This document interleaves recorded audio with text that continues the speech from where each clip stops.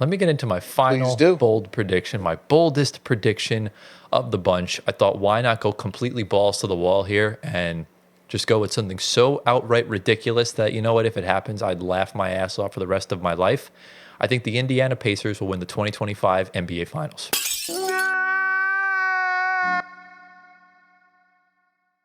Boys, I'm hurting today. We were one game away from probably the greatest prediction in human history.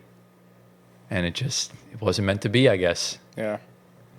I was going to say something really bad. I was going to be like, is your Achilles hurting? But that's really bad. I don't even know why I even thought that. It's terrible. You know, I was having some tightness actually a couple weeks ago. Really? Yeah. You know, I was at Anthony work. is also. His right Achilles and my ankle jacked up. What's going on with the lower leg injuries, man? It's like a bug going around. It really is. In the NBA, too. Dame, Tatum, Hallie. They all were number 0. Yeah. They're all in the Eastern Conference. And the Pacers, that was their third torn Achilles all season because James Wiseman and Isaiah Jackson did it right at the start of the season in October. Mm-hmm. So James Wiseman wears 00, right? No, he was 13. Okay. Yeah. So, and Jackson wore 22. Okay. But, yeah, really unfortunate the way the Pacers season came to a close. It looked like Halliburton was going to drop 45 and 15 on Shea's Dome and win the Pacers their first championship. Really sucks. Halliburton had the surgery yesterday at the time of recording. He put out a really long statement, and we send our well wishes to Hallie, man. Really heartbreaking stuff, and congratulations to Shai Gilgeous-Alexander, Jalen Williams, and the rest of the OKC Thunder. Congratulations. Well deserved. I know we were all kind of crashing out the night it happened, but I'll tell you, look, we give them their credit, but I'll tell you what they don't deserve. Specifically SGA, he does not deserve his own holiday. Did you see that? The whole national day. Well, it's National SGA Day in OKC. Yeah, but it's just for this year. Okay, good. So it's just... I thought it was like going forward. No, it's like no. June 24th, 2025 will forever be known as Shai Gilgeous-Alexander Day in Oklahoma City. That's insane. And that's so much glaze. It's insane. Bro, most cities do that for their finals MVPs. Did you? Fine. Did you see the Instagram account I sent you that follows us on our Instagram? I literally don't have OKC Instagram right now. So it's called the Dortcher Chamber. Get it? Lou Dort. Dortcher Chamber. Yeah, man. Yeah. He's that good on defense. I mean, he's had that nickname for a while now because he's been known as a good defender. Yeah. But yeah, obviously, we were going to talk about Game 6 and 7 of the finals, but we streamed to the conclusion of Game 7, so go watch that link down in the description below. And as you can tell by the title and the thumbnail, this is our first episode of the 2025 NBA offseason. Crazy how much time has flown. It's our second offseason as a show, and we're going to be doing another tier list. They're back, folks. We're going to be doing every single playoff series based on how fun it was, how great the basketball was, just in general, was it enjoyable? And, you know, you'll see that at the end of the episode. We'll obviously do our first 45 minutes to an hour of news. Heavy trade day. You know, a lot of stuff has gone down. We've kept having to add things to the show structure and format because Shams just keeps tweeting. And who knows, more stuff might happen when, we're recording this. So, obviously, if you guys have anything else to say? No, let's rock. If you guys enjoyed today's video, be sure to drop a like, subscribe to the channel. Get us to 7K now. That's the other thing we forgot to say. We hit 6,000 subscribers. Clap it up for the lads. Yeah. And we also crossed 6 million views. Shout out to y'all. The love is insane. And guess what? We started this 6K goal by the end of the NBA Finals. We hit it the night before Game 7. Wow. So Indiana clutching up in Game 6 saved the goal. So shout out y'all. Okay. So new goal. Let's try and get the 7K by when? When we thinking? The start of the NBA season. I think we hit it before then. It usually takes us about 3 months to get 1,000 subs. Let's make it 2 months. So July, August. So by the beginning of September, Yeah. it's a bit of a stretch, but you know what? Let's go for it. We'll try. Yeah. So get us to 7K subs by then. And obviously, we'll be. You guys did want to see our draft stream. It is in the description as well. We were live the night of the draft, so you'll see who our teams got and everything like that. And we will be live on Monday evening at 5:30 because it's free agency day. That's when legal tampering starts, and we'll cover everything. Very The Jump-esque. Yes. So if you want to follow all our socials in the description, get Gio to 1 million Instagram followers, join the Discord server, and let's dive into the first segment. We go. This is going to be a long segment of trades. We've had a lot over the past week, but a lot over the past 24 hours. Now, obviously, the first one we'll talk about is the infamous Kevin Durant trade. We did talk about this a little bit on stream after Game 7, but we really didn't get enough time to sort of, talk about it more because we were so focused on the finals. So I guess we'll just recap what happened here. So on the screen right now, you'll see the Shams tweet saying, breaking, the Phoenix Suns are trading two-time finals MVP Kevin Durant to the Houston Rockets for Jalen Green, Dylan Brooks, the number 10 pick in the 2025 NBA draft, and 5 second-round picks, sources tell ESPN. So, boys, just quick, brief thoughts. We'll start with you, Gio. Listen, I actually like this trade for the Phoenix Suns. Am I crazy? Am I crazy? Yeah, you are. Okay, yeah, I am crazy. I don't know. I could see your I point. think Jalen Green is going to resurrect his career. Here we go. I think he's going to rise and shine Phoenix Suns because, they're the Suns, right? So the sun rises. Jalen Green is going to rise. I'm telling you. His stats are going to be from here to here. His play, his efficiency, all of the above, right? I think he's going to unlock Devin Booker as well. He's going to draw more attention. Of course, Devin Booker, he draws the double teams. He draws all that stuff. So that's going to open up Jalen Green because he used to be sort of like a number one option in Houston, right? It's like a 1A, 1B He's with like Şengün. I think he's like a 1A. He's like a 1B, really. Guards really run the show these days, and Jalen Green was that guard that was running the show for the Rockets for the majority of the season. Yeah. And so now that he's a B player or the second option on the team, that's going to free up so much opportunity for him to really show his skills. I think we're going to see a bunch of highlights from him this season. And obviously the Rockets won the trade. Yeah, right. Quite but I'm clearly. just talking about how much the Suns can really get out of Jalen Green. I think he's a phenomenal player. So, yeah. You know what it's like? You gave me a sun analogy. I'm going to counter you with another sun analogy. Go for it. It kind of reminds me of like a winter in Alaska, where the sun doesn't rise at all for all that time. You didn't have to be so rude. Look, there's a reason why he got traded, and he, quite frankly, was dog in the playoffs. Yeah. He played one good game in a 7-game series. Had he just played half decently in one of those games, the Rockets would It have wasn't played half the Timberwolves. decent. It was a good game. No, I said if he played one other game that was half decent, I see what you're saying. they would be in the second round against the Timberwolves. And You're right. Who knows what could have happened from there? But This is first playoffs, right? right, it is. But the timeline, they got to win. Yeah. And if you're not there, this is already his 4th season in the NBA. Chop chop. He's already on his poison pill contract. He's making a lot of money. So, Antoine, what are your thoughts on this trade? We have breaking news. We'll save that afterwards. It's nothing big. Oh, okay. It's what you literally were just saying 5 just the minutes Kyrie. ago. Yeah. So Kyrie opted in. No, he declined. Oh, he declined. Okay. He's fair. re-signing, though. Yeah. That's what the big news is. So nothing really Mm-hmm. massive. If I'm being honest, I think this was a win for both sides because, of course, Phoenix has to get rid of KD and honor his wishes.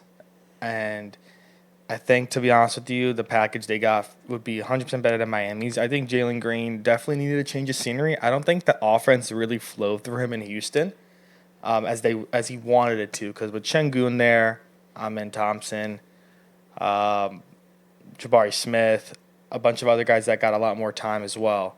I don't think he was really the focal point. I think now if you going to Phoenix, him and Booker are going to be the focal points because they're the true scorers on that team now. Dylan Brooks is a 3-and-D guy. We'll see what else Phoenix adds. Maybe another type of scorer, more defense. But I think where Jalen Green goes to Phoenix with the new head coach as well, don't forget, from Cleveland, I think he's going to be a lot better. I think he's going to improve on certain things that probably Houston didn't help him improve on. Probably more of his consistency. I think that's a big thing with him. Yeah. The consistency. For being the number 2 overall pick, he is great. He has flashes of 40-point games, we all know. Yeah. But it's got to be more consistent from a point where you can rely on him every night. Of course, Devin Booker is going to be the last guy taking the shot of the game. Yeah. But you want a 1-2 punch. That's why you got him. And clearly they see enough upside in him to, I guess, accept that deal over Miami. Yeah. Obviously. So, he's young.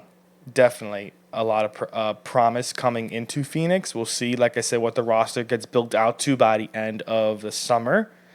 And, of course, Houston gets a win-down move. KD goes to Houston, forms a nice little trio of him, Şengün, Amen Thompson. Fred VanVleet presumably will be back on a contract extension. I've been seeing reports about that.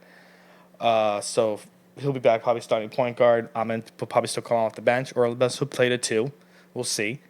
And KD, Jabari Smith, Şengün, Steven Adams, Tari Eason, Reed Shepherd. It's a very nice lineup and bench they have going there. And if it all meshes together, and Reed Shepherd takes a nice jump second year for being a top 3 overall pick this past year, Which he will. it'll look.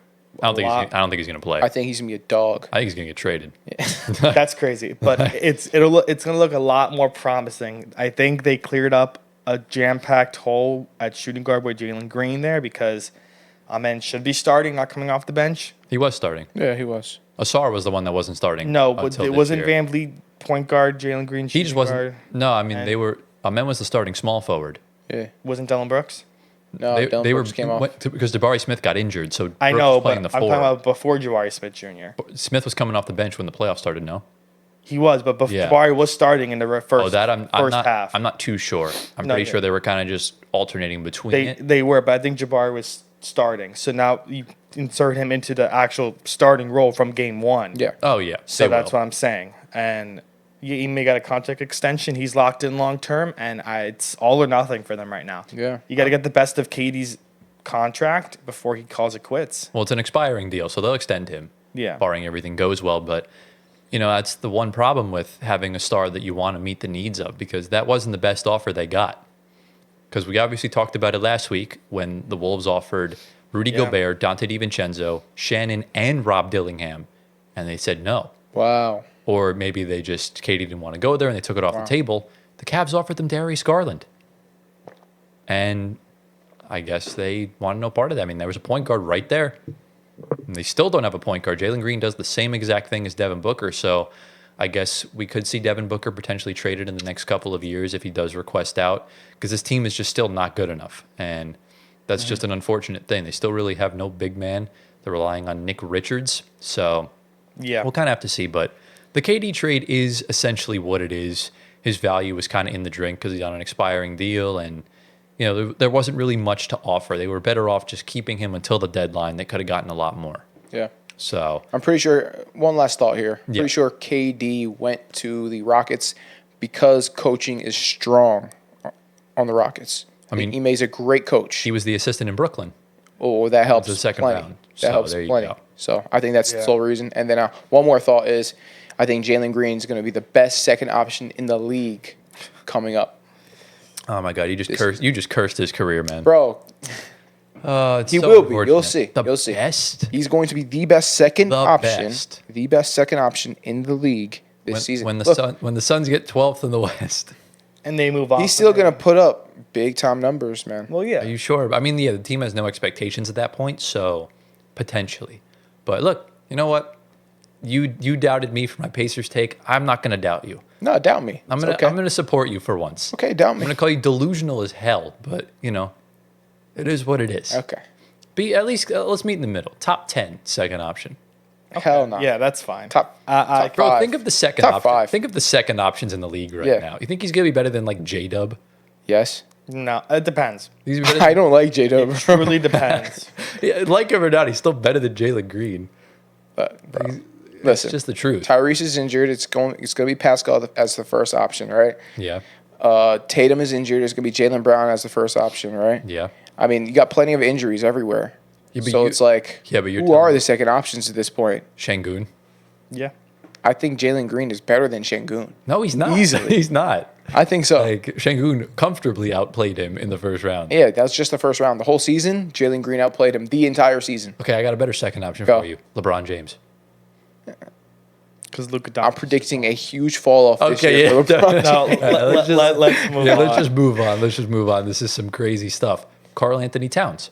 Yep. All right, fine. Way better. Carl Towns. There That's you just go. one. Tyrese Maxey. Top five. Okay, yeah, definitely. Let's Top just get five. into the next Top trade. five second option for He's- Jalen Green this year. He's not Mark my going to words. change his mind. No, he's not. Just let Top it. five. So let's get into the next trade. This happened late last night. I was and- sleeping. Yeah, this is a rare trade you didn't see. I was sleeping. The Celtics finally did it. They broke up their championship core. There was a lot of question marks whether they would or wouldn't. And lo and behold, here is the trade. The Boston Celtics have traded Jrue Holiday to the Portland Trailblazers for Anthony Simons and 2 second-round picks. So Holiday was traded to Portland for Damian Lillard, and And then the Celtics gave up Malcolm Brogdon and Robert Williams to get him. So, essentially the Celtics get off of him. And, the shooting wasn't great this season. But we all know he's probably the overall better player than Simons. But Simons, on an expiring deal, he's 9 years younger than him. And he makes way less money. So, and he can shoot. So, Antoine, I know you're a big Simons guy. Your thoughts on this move? Because a lot of people on Twitter were like, what are the Blazers doing? So explain. I think that was the same question for me because when I woke up this morning and saw that, I thought that was fake until I checked the chat.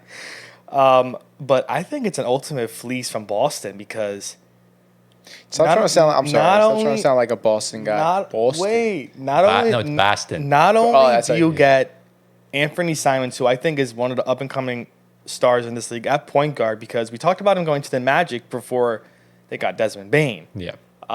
Which is now off the table. Going to Boston is probably the second best option because we were talking about a point guard, either whether from Ja to other guys. Now it's Anthony Simons, presumably. And definitely probably would re-sign him because if he does work out, which hopefully he is going to work out, I would assume so. And you get 2 second-round picks as well for just Jrue Holiday. I don't know if Portland just wanted to offload Anthony because how crowded their backcourt is with Scoot, Shannon Sharp, a bunch of other guys. You bring in Jrue. Presumably, I think he's the mentor for Scoot because you want to get Scoot to be where he's at as a lottery pick, a future point guard, face of the franchise. But now Jrue doesn't want to be there, apparently, according to reports. I don't know. I think Portland got themselves into another type of mess. Maybe they move Jrue. They probably will. They're definitely there's going to be a desperate contender. I'm not going to name names, Phoenix, but they'll give up I'm telling you, I tweeted this out the other day.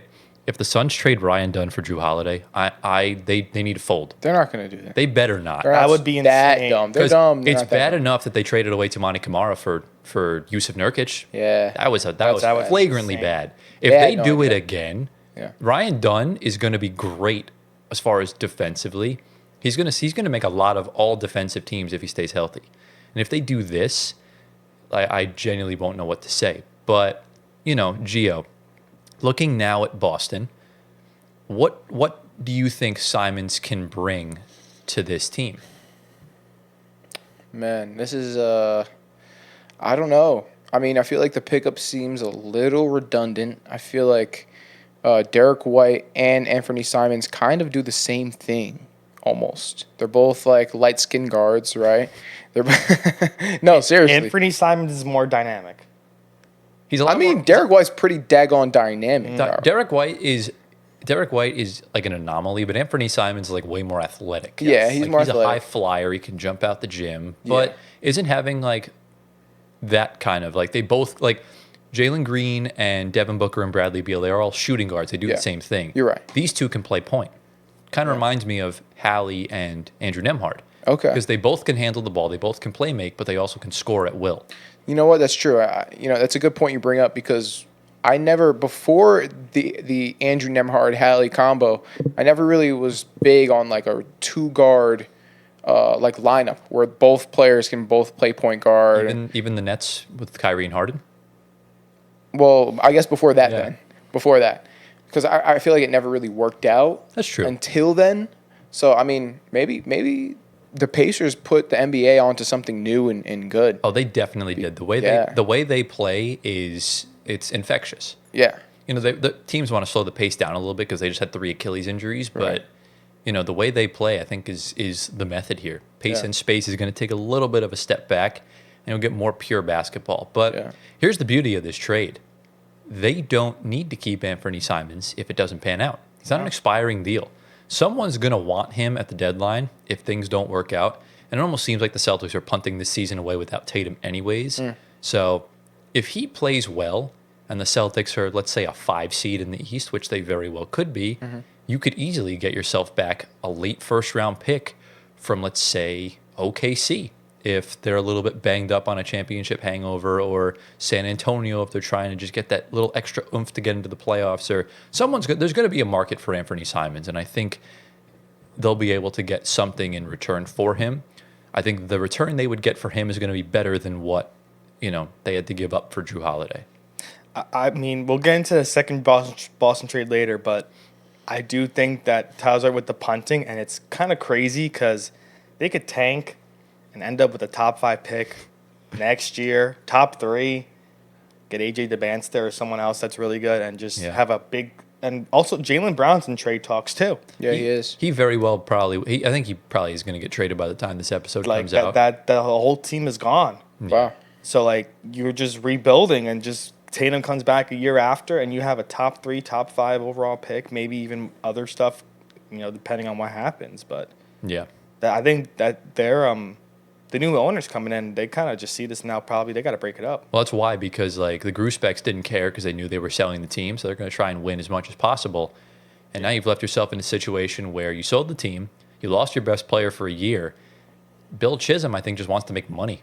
So I think put the team in a better spot. Exactly, because he doesn't want to deal with the cap restrictions and the CBA and stuff like that. This is all second apron related, and this is why the new CBA exists. Unfortunately, as much as we all hate it, to prevent super teams like this from being formed and everything like that. Yeah, and plus they re-signed that whole starting 5 besides KP. Exactly. So what would we grade this trade for both teams? I mean, I think it's an A- for Boston. Yeah. Portland, I would say C+. I don't know. They got nothing else. Not even a pick. Return. They had to give up 2 seconds. That's what I'm saying. Like Just not even 1 second pick back. I mean, Holiday's the better player, so they had to give up more to get him. He's also 87 years old. That's exactly. He's my like 35. point. Yeah, he's 87. For them taking on an older player, they should have at least asked for another second. That's fair, yeah. Like or just another bench player. Right. Somebody that they could have moved on. I can almost say 100% Jrue Holiday's out of there. So yeah. I'm not going to give it. I'm not even going to grade it yet because there's no way he's going to play the full season with the Blazers. Yeah. So I'm going to leave that alone. But for the Celtics, I'll give it an A-. Yeah. I'm going to agree. I'm going to give A- for the Celtics. For Portland, there's room for improvement with this trade because they can still flip him. So I'll give it a B- for now. Fair. Okay. So not bad. Let's get into trade number 3. This one happened earlier this morning in a rare Shams tweet without a picture. So here's the trade. The New Orleans Pelicans are trading C.J. McCollum, Kelly Olynyk, and a future second-round pick to the Washington Wizards for Jordan Poole, Saddiq Bey, and the 40th pick in this year's draft. I'm more irked at the fact that the Pelicans finally got Zion to stretch 5, and they trade him away after like a few games. Mm-hmm. So, Gio, what's your thoughts, man? My thought is that this is the trade that no one cares about. We're talking about the Pelicans and the Wizards. Just getting in on the fun. Yeah. Come on. These are the teams with the 4th and 6th pick in the draft. That's how bad they were this year. Disgusting. I mean, they were terrible. Yeah. So I guess Jordan Poole being on the Pelicans, right? Yeah. Mm-hmm. That's pretty cool, I guess, right? It is. We'll see a Jordan Poole Zion duo. Maybe this is what the NBA needs. Someone called them Timon and Pumbaa. That's good. Pretty I like funny. that. That's pretty funny. I like that. But what are your thoughts on this trade, Antoine?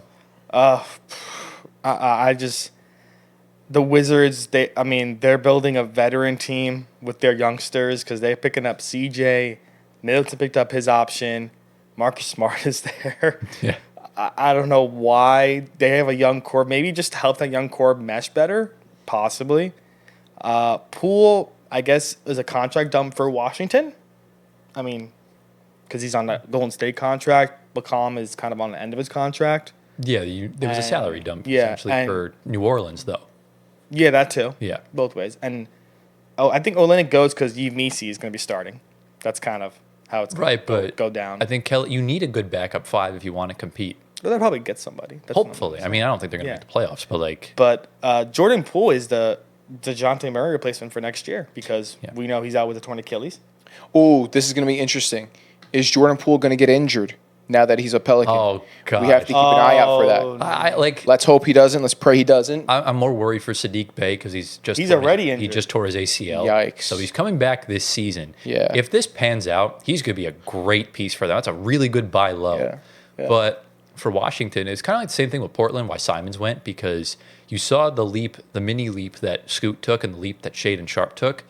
We're seeing what Bub Carrington did last year. We're seeing what not Denny Avdia. What the hell's his name? I'm blanking. Sar, guard. Kispert, Not Tyshawn Kispert. George. What team? Bilal Coulibaly. Bilal Coulibaly, that was what it was. I was like the French dude. But you saw the leaps they took, and Jordan Poole, you're not sure how long he was going to be there for. I think the way he's played last year, he needs to be on a competitive team, and the Wizards just aren't ready yet.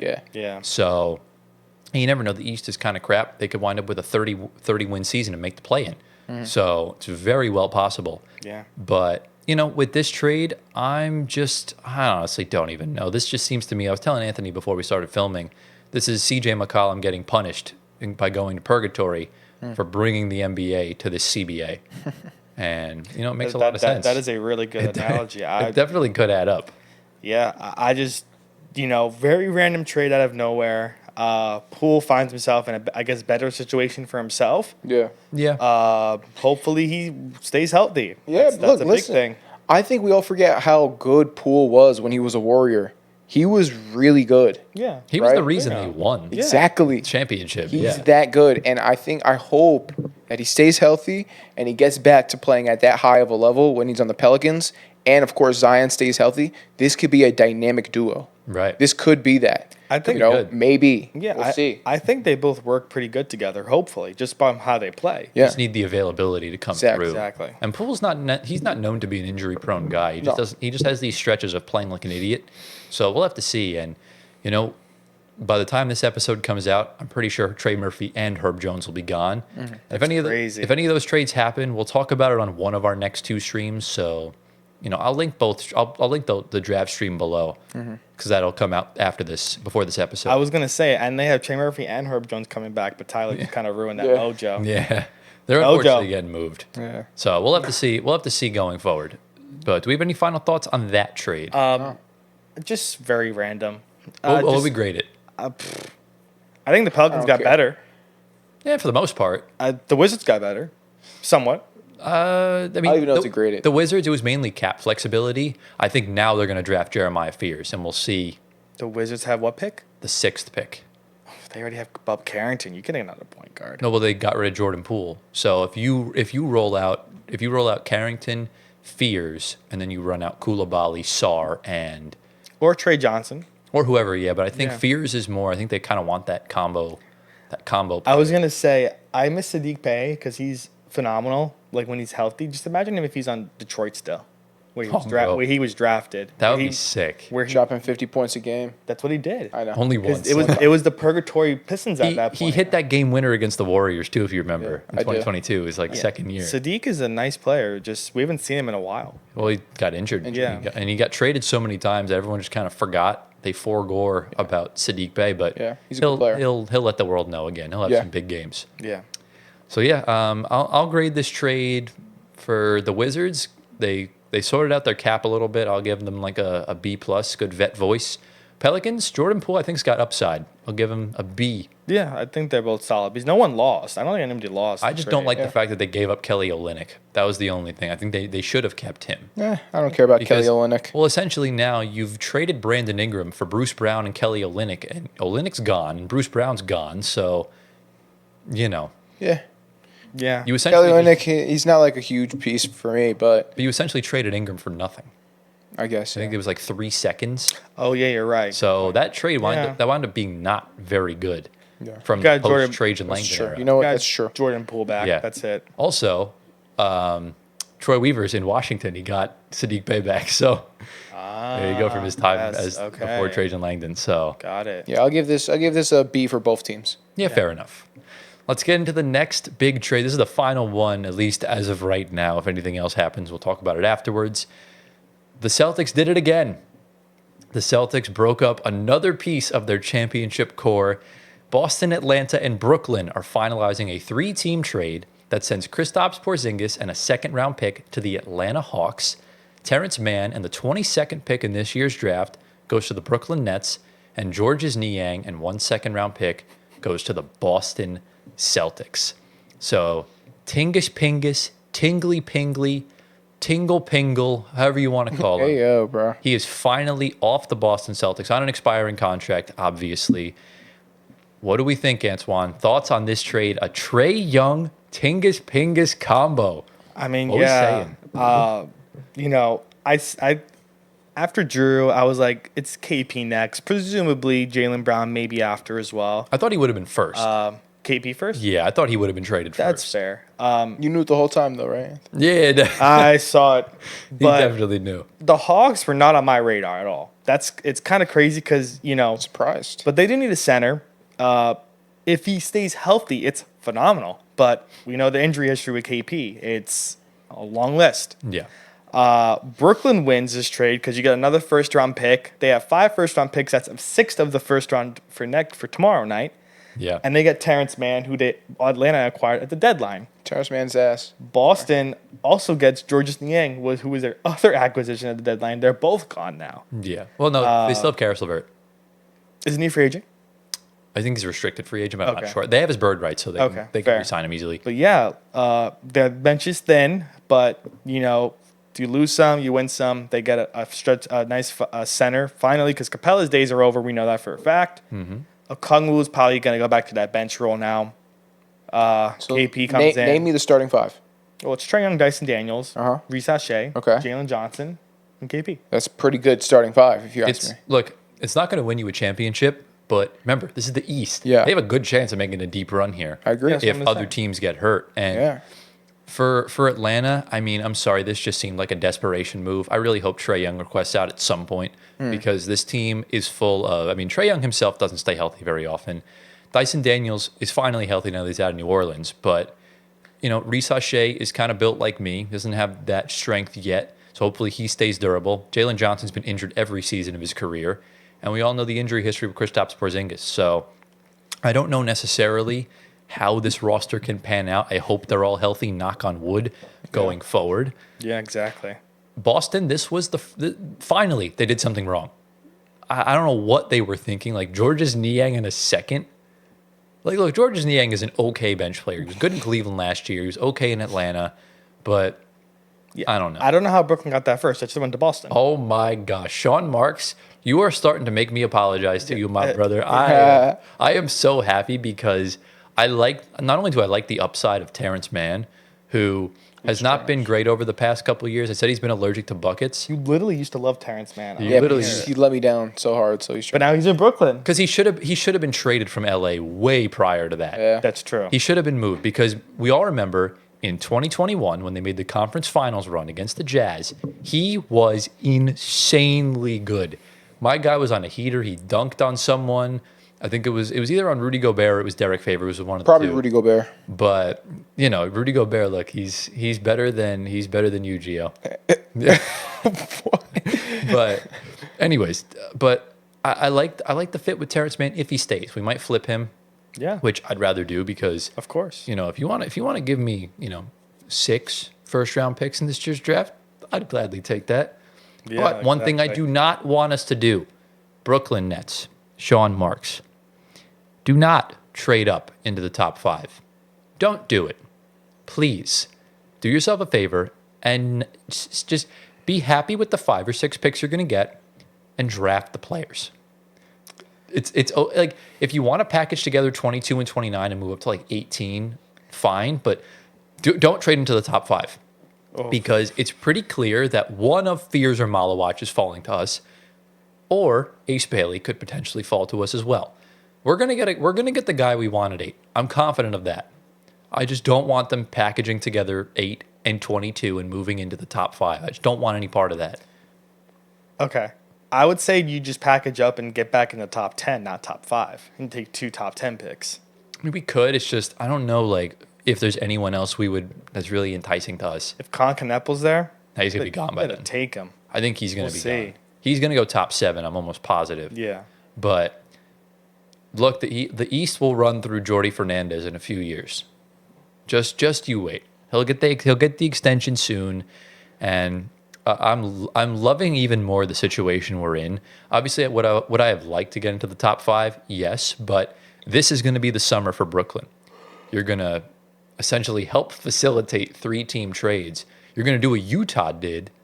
Remember, we all saw. Remember the Luka trade broke the internet, but Jalen Hood-Schifino and the Jazz logo was on every single picture of the trade details. Be relevant by helping teams out.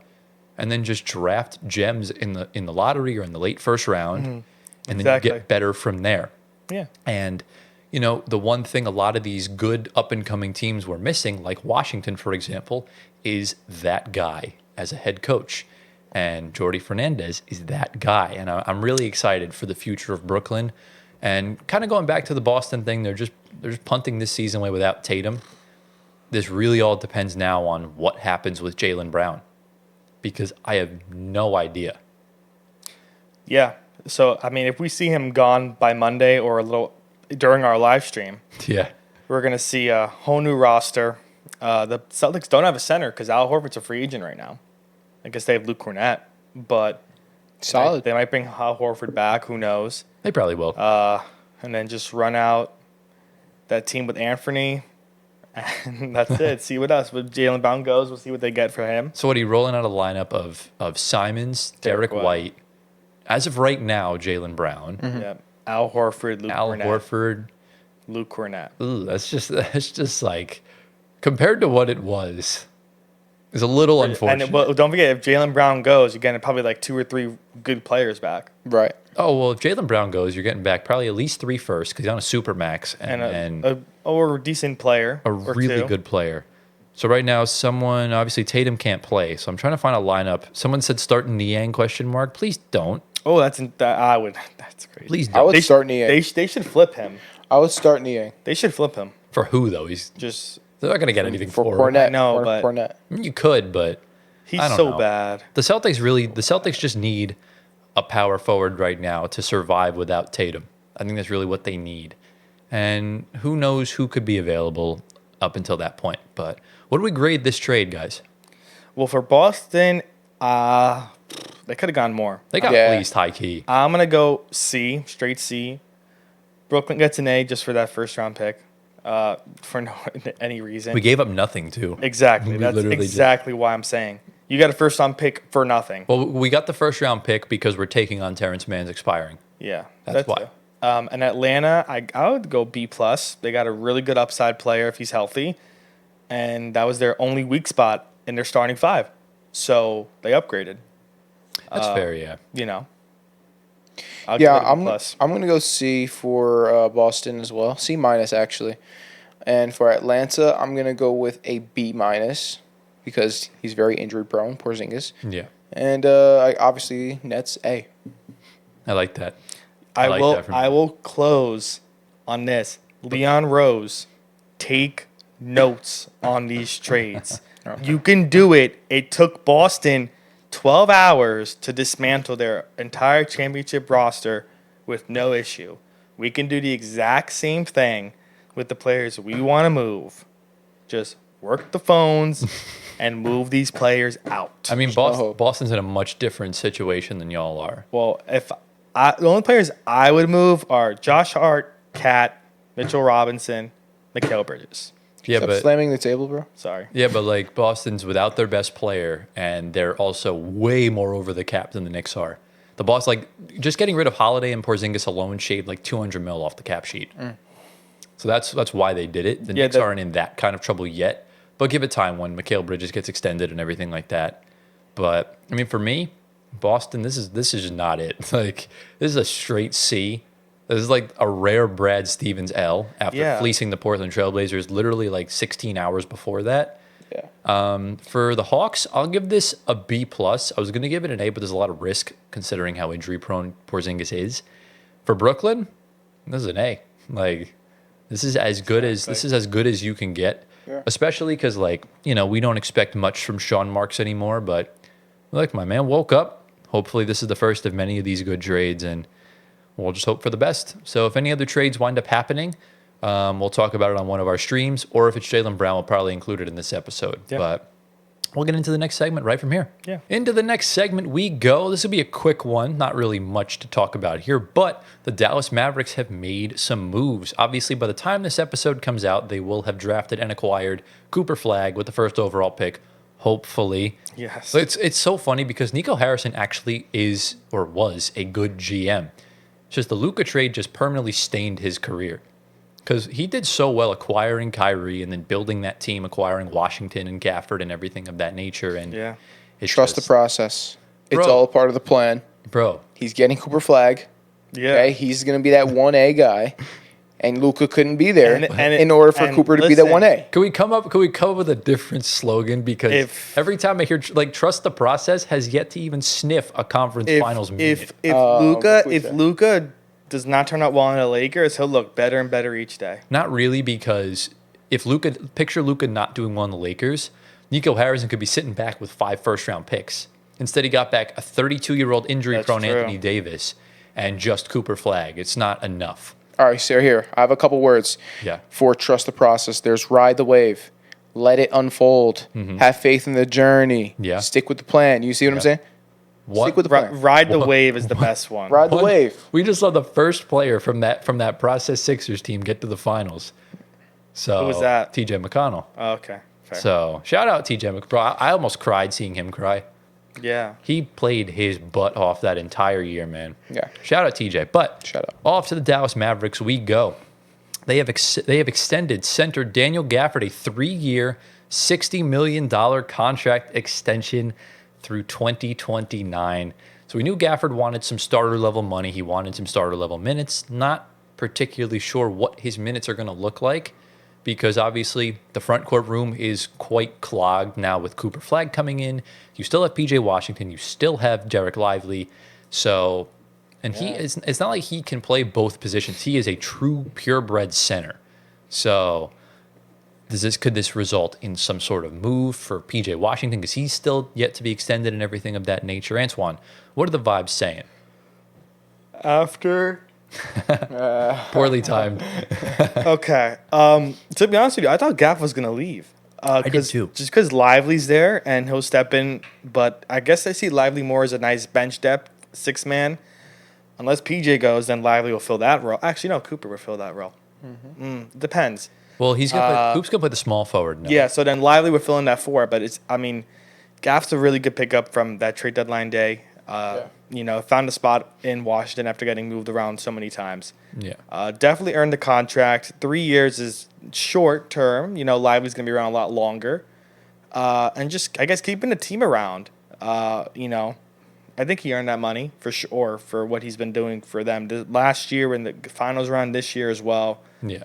I think he deserved it. And Dallas clearly wanted him to stay and gave him that. And, he'll be there for the next 3 years. And then Any more projection from you? we'll see what happens. But $20 million a year for him isn't bad, I feel like. So we'll see on what he does this year, too. Yeah, I mean, it definitely screwed the market up for the centers now, because you got Miles Turner, Jalen Duren, Nick Claxton. Nick Claxton's already signed his contract, but those guys are going to be wanting more, like 25, 30. Like Miles Turner's just played in the finals. Even though he didn't play well in the finals, he played great up until then. So he's going to probably ask for around 30 plus. But Gio, what are your thoughts on this situation here for Dallas? I mean, I don't know. Let's see how it works out. I feel like, I always liked Gafford in his time with Washington. Russell Westbrook really resurrected his career. On a serious note, if you go back and watch the tape, that's literally what happened. But anyways, Gio, I don't care. I digress, right? I transcend. That's Anthony would say. Gio, 2 things. I don't care, and no one asked. He's mad. Look, the play that Gafford's most known for in Washington, they played the Lakers. Corey Kispert threw a lob so far behind him, and he had like an Air Jordan moment when he caught it like so far behind his head and then dunked it in. It was insane. Gafford? Yeah. Yeah. He's like that. He's a high flyer. He blocks shots. He's a great rebounder. Overall, just a great center. Really likable guy, too. Very likable guy. Yeah. That's all I got to say. Yeah, it's totally fair. Yeah. I mean, again, we knew he was going to get money like this.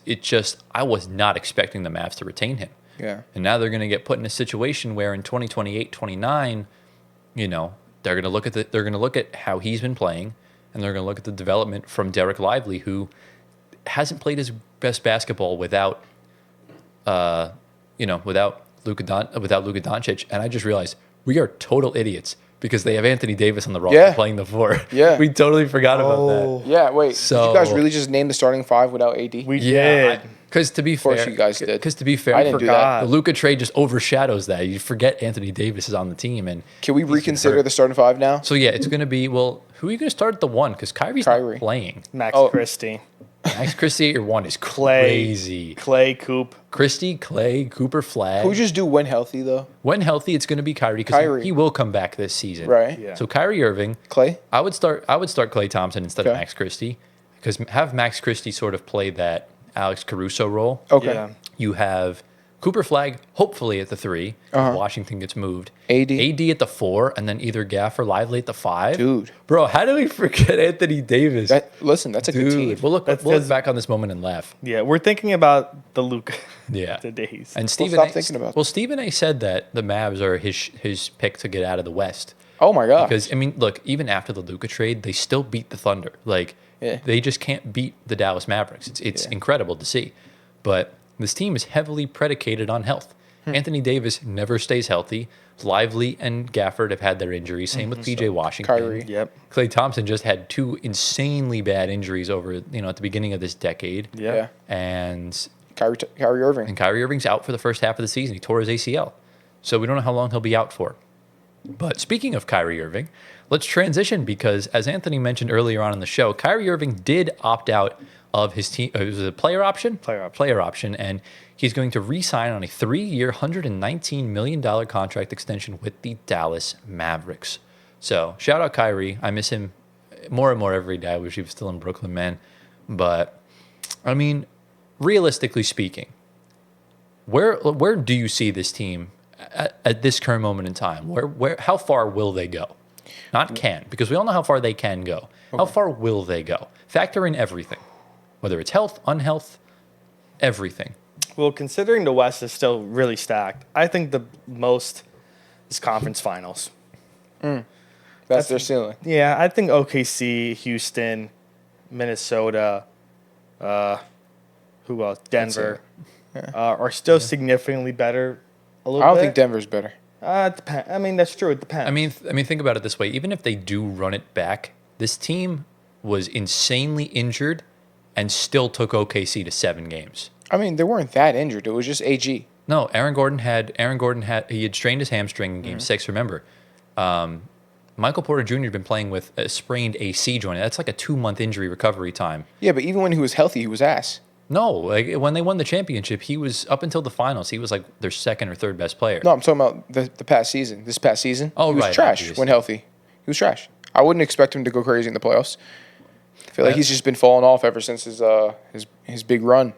I mean, in that's 2023. fair, but I still think this team, when healthy, can get back to it. And Oof. they didn't really get a fully locked in. Like Jamal Murray had some good games and had some bad games, but I didn't think he was truly 100% either. No, I don't think so either. And But- Jokic was also injured. He'd been dealing with the elbow and the shoulder. Oh, he injury was and fine. everything Jokic like was that. fine. But you can tell he was hurting. He was still putting up 40-point triple doubles. No, but remember, he struggled in that series, is what I'm trying to say. Okay. So Look, I don't think so. Really quick, Yeah. the Nuggets, as currently constructed, are not better than the Mavs. Period.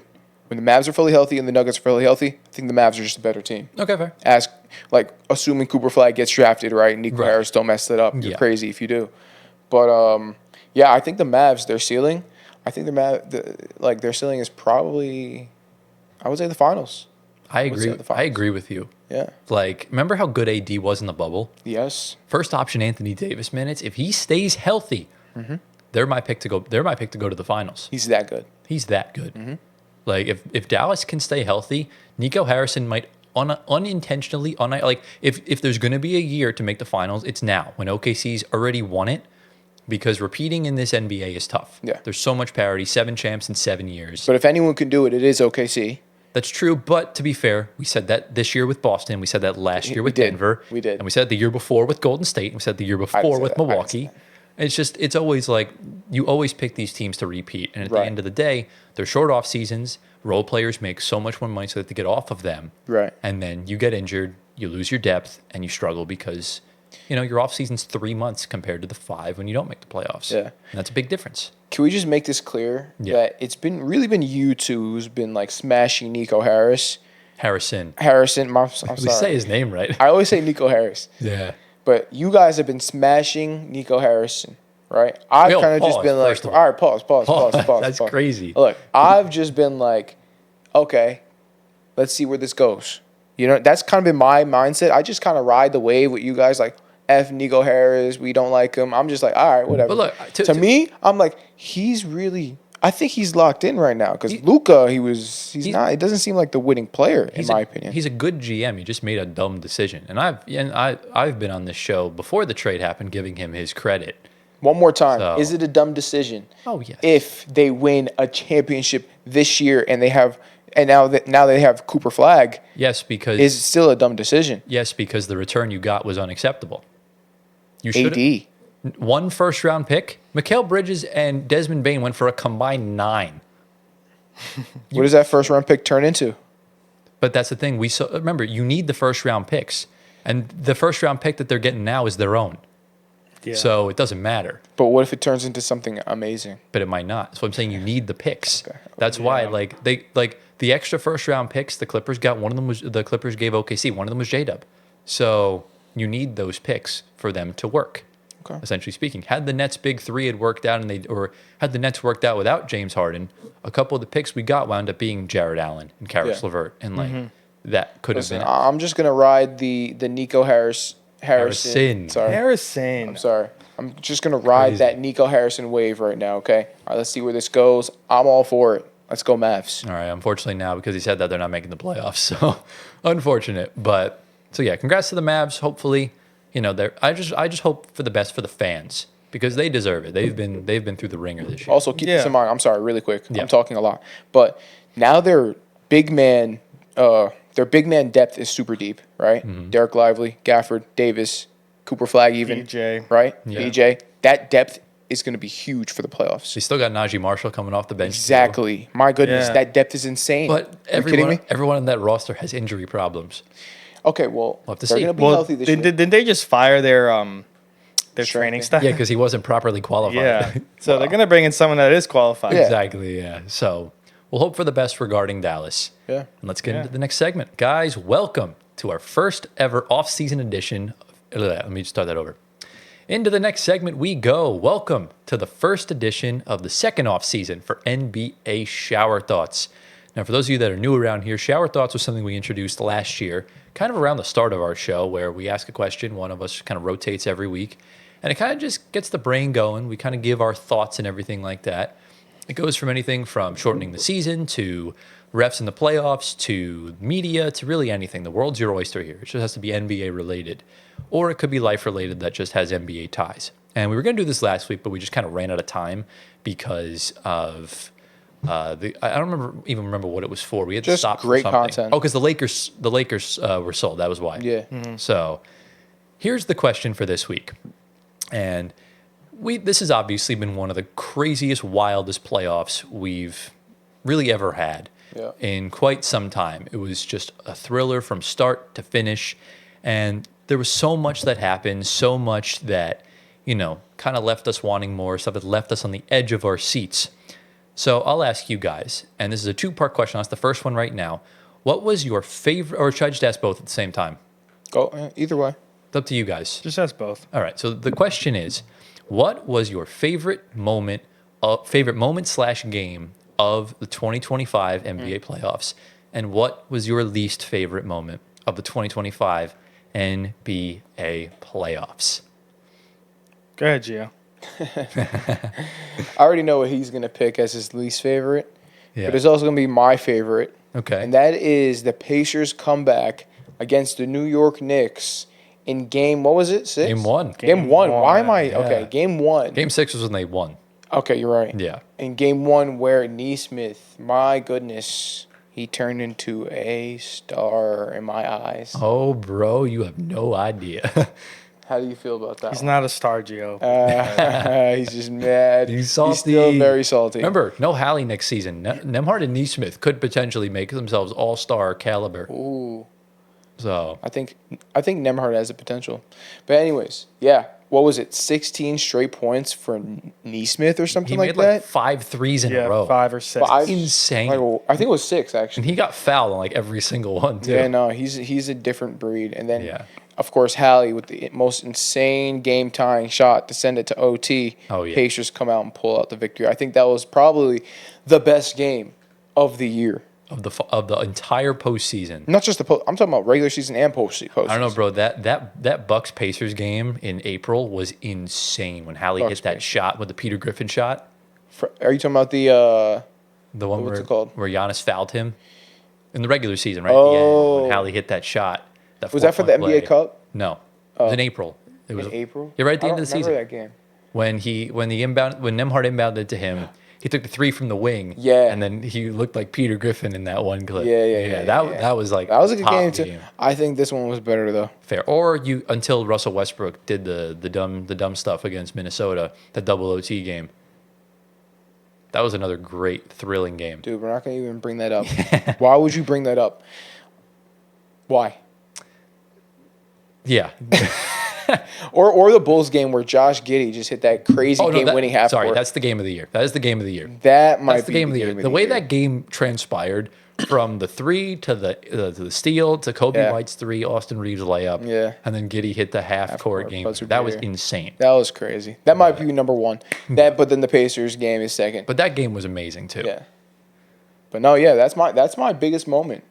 So Anthony, what's your favorite? What's your least? Yeah, I want you to go first. Yeah, go. We'll do our best first. Try and come up with something different than what Gio said. I think probably the favorite one for me is probably. I have to be a little biased here. Yeah, be biased. That's what it's for. Maybe support your team. I'm trying to figure out what my favorite moment is because I was going to say that, but I knew you were going to say it. There's got to be something. Got to press you for an answer.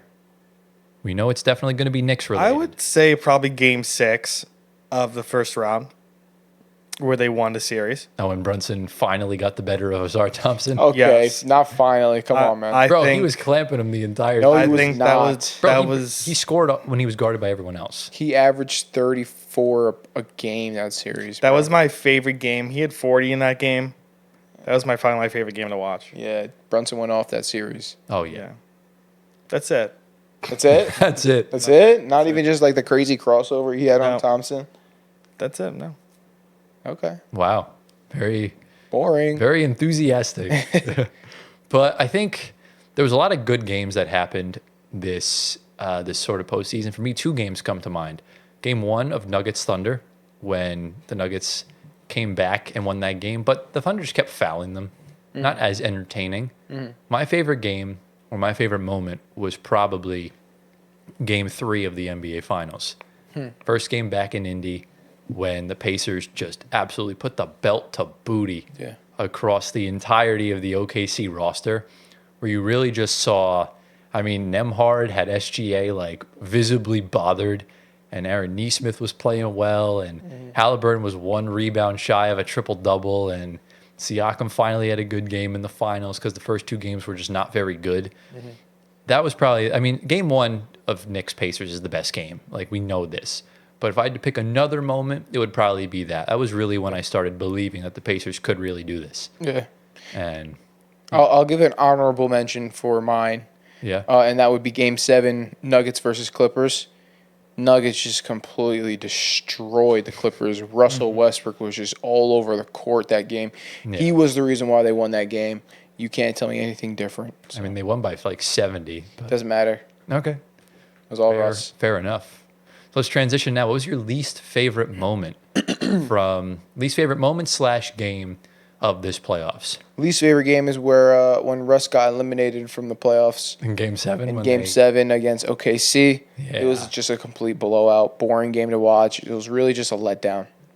It sucks, too, because Gordon and Brown came to play that day. Yeah. And Jokic just had nothing left in the tank. And quite frankly, everyone else on the team just did not play very good. So, including Russ, unfortunately. You didn't have to say that. I got to put you on the spot now. It's like, it's just one of those things. Did you guys say Russ got traded to Guangdong Tigers? No, that's not true. I read the chat and I'm like, what's going on? All right. No way he got Antoine. That's literally crazy because he can't get traded because he opted out. What are you talking about? Yeah, that's right. I forgot he opted out. He can't get traded. Oh my God, Gio. That really was that was a really upsetting moment because I thought the Nuggets could have done it. And like you see Aaron Gordon come in, he's hobbled, but he's still playing so good and Yeah. just unfortunate. OKC just played insane that game. Yeah, they were the better team. They outlasted. They're younger. They're faster, stronger, all that. That was the game when I started to really think they could win it. And lo and behold, they wound up doing it. Yeah. Do you want to go next, Antoine, or? Yeah, I mean, I think you already know mine. G already said it is his favorite. That game one will never come out of my mind. Most awful game I've ever seen as a Knicks fan in my entire life. Plus, I was out at a bar watching it, and everybody just was deflated and just did not want to talk to anybody. I didn't want to talk to anybody. I was done with life at that moment in time. We need the footage of that bar, bro. You know what the worst? Oh, I don't know if they have it. That It's bar over in was Henley. dead. Bro, you know what like the biggest insult to injury was about that night? It would have been bad enough if Hallie hit the 3 and that was that. The fact that it was a 2, he did the choke celebration, and then the Knicks just proceeded to flop in overtime and gave up a 4-0 run at the end to their former player. I think that just makes it worse. Yeah, and then I guess that second one, the honorable mention will probably be when the Knicks lost in the conference finals. Oh yeah, they got Just destroyed. as another one. That's really it. Yeah. But game one, I'll never live that down for the rest of my life. Yeah, after that game one, I'm like, yeah, Knicks are not winning the series. No, Because they a game weren't. like that, it deflates you so Oh much. yeah. Your Like, morale. you just can't come back from Your that. morale just takes a nosedive, and you're down for the count. Yeah, I mean, if they won that game, they would have won the series. I think so. I really think so. I don't know because like They were on fire. They were feeling themselves. They just beat Boston. They're feeling themselves, and they're about to beat Indiana by double digits. If Indiana doesn't have the most crazy shooting performance from Nesmith of all time, right? the reason why I say no is because they didn't have depth, and I knew the Pacers will play a series and. It's like a marathon for them. They'll try and tire you out. Okay. And you saw at the end. I mean, the So you Knicks say- had nothing left in the tank. And fair it enough. was in But it would have went to a 6. game 7 back at the Garden. But we don't know that. And who knows what happens? Because I know that. Remember, let's say the Knicks win game 1. Indiana could have won the next 3 instead of, split. Yeah, but you assume. You know what I'm saying? Yeah. Exactly. You assume that. You never know. That's why Yeah, you never the what ifs are tough. The what ifs are rough. Yeah. So, for my least favorite moment, 2 come to mind specifically, and they involve essentially, I guess you can count, say 3 because they all kind of involve the same kind of mishap, and it's essentially just the 3 Achilles injuries. Mm-hmm. Seeing Dame go down after trying to play with the calf injury and everything of that nature, that hurt to see. Seeing Jason Tatum go down really hurt to see. It almost brought a tear to my eye because he's a player that, quite frankly, just gets a lot of hate for no reason. And, won the championship, but still kind of had the chip on his shoulder from not getting the finals MVP, and was playing really great up until the fourth quarter of both games 1 and 2, and then seeing that happen. But for me, what takes the cake was game 7 of the NBA Finals. Tyrese Halliburton came off on an absolute heater. Mm-hmm. Could have had one of the greatest games in NBA history, and to see him go down like that, to see him repeatedly pound the floor saying no, no, no, and looking at his trainer saying I did it, being tear the Achilles, and my heart sunk. It just shattered completely, and it's really unfortunate that he's going to miss an entire season now, and it's super unfortunate because you just hate to see those kind of things happen. And to me, I don't really think anything else. I haven't felt that much like I haven't been shook by an injury that much since when Gordon Hayward got hurt against Cleveland on opening night. Yeah. Wow. Like that shook me. And what we saw happen with Halliburton, that really just it hit me to my core. Yeah. And, we just send our well wishes to Halliburton. He's in great spirits. I know Rick Carlisle called him, and Halliburton, he said, sounded so upbeat. Always does. Yeah. That's just who he is. He always has a smile on his face, Yeah. No Hallie slander allowed anymore. Oh, no. I'm a Hallie hater still. That's Anyway, crazy.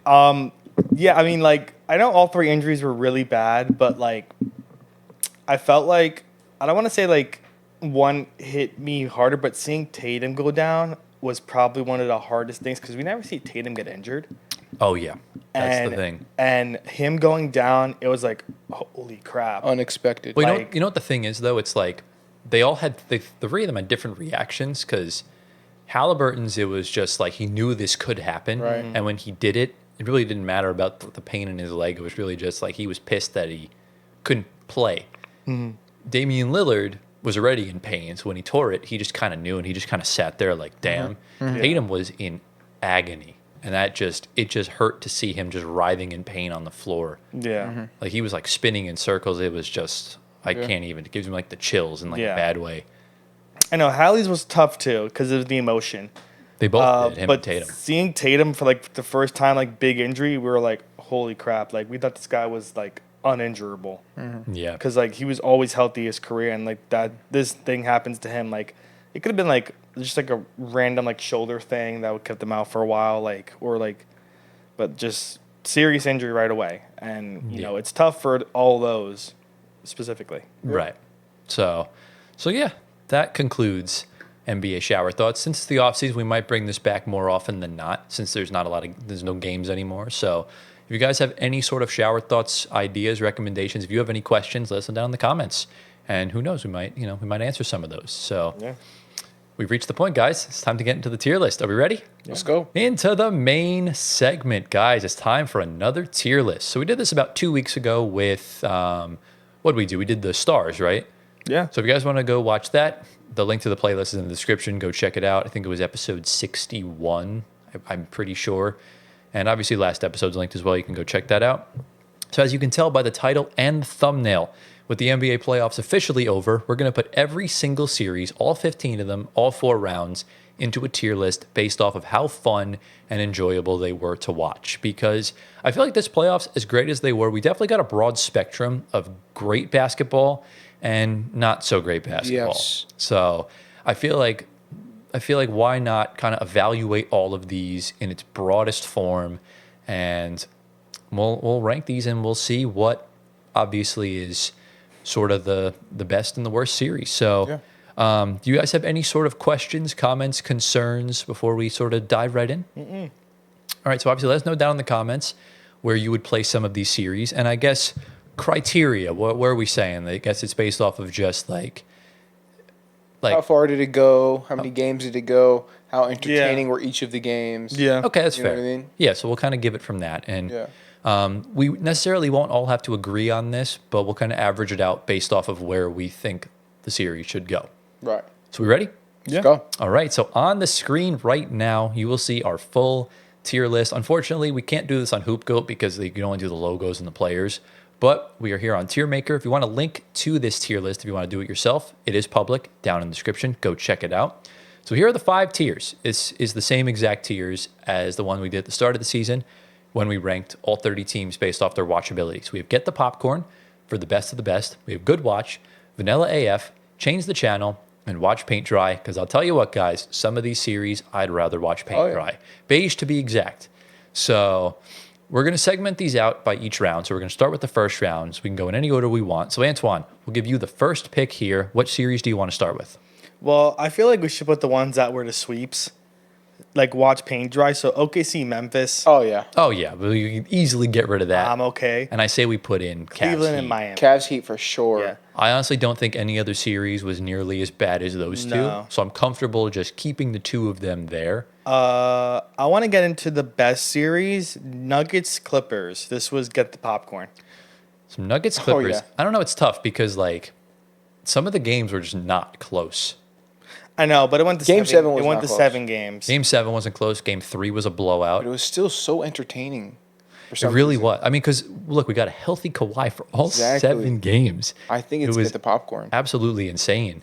I'm leading between Get the Popcorn and Good Watch because obviously blowouts aren't they're not necessarily helpful as far as it goes. I'm looking back at the series right now. The Nuggets won by 12 they won by 2 in Game 1, and the Clippers won by 3 in Game 2. The Clippers blew them out in Game 3. Nuggets won by 2 on the Gordon. You know what? This is definitely a Get the Popcorn series. I forgot he close did games, that. yeah. So yeah, Nuggets Clippers, we can unanimously agree is Get the Popcorn. We're also going to rank the series in this in each tier. So which one was worse out of the 2 bottom ones? Cavs Heat. Yeah. I agree. Yeah. So abysmal. Yeah, because at least the Grizzlies had that one first half performance in Game 3 before Dort injured Ja. Yeah. But That's kind of that. But Nuggets Clippers, this will be in contention for probably the best series of this entire playoffs. And crazy how it was only a first round series. That's just nuts, man. Yeah. So props to everyone involved. Shout out Kawhi, shout out Harden, shout out Murray, shout out Gordon, shout out Yoke. So Gio, get into a first round series. And I'm sorry, shout out Russell Westbrook. Yes. Shout out Russell Westbrook. The way he played was incredible. Got that revenge. Yes. Best served cold and sweet. Yes. So- Remember that part where he was hanging on the rim? Just Oh, you got the got technical the in tech. game I 7. loved it, bro. Bro, you earned a silver school threat badge for that. Yeah. So, but Gio, Yeah. pick a first round series, preferably an East one since we just did a West. Let's go Bucks Pacers. Okay, this is an interesting series. Yeah.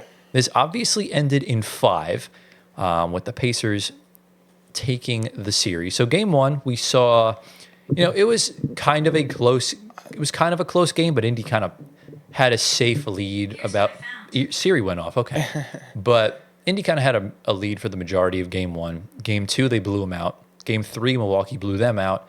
Game 4, Indy came back and won that game. And then in game 5 was it was the first of the dark magic comeback in overtime when Gary Trent Jr. probably had the biggest tale of 5 minutes of his entire life. Yeah. Yeah, man. What do we think of this series? Honestly, it wasn't a bad. Even though it was 5 games, it wasn't a bad series.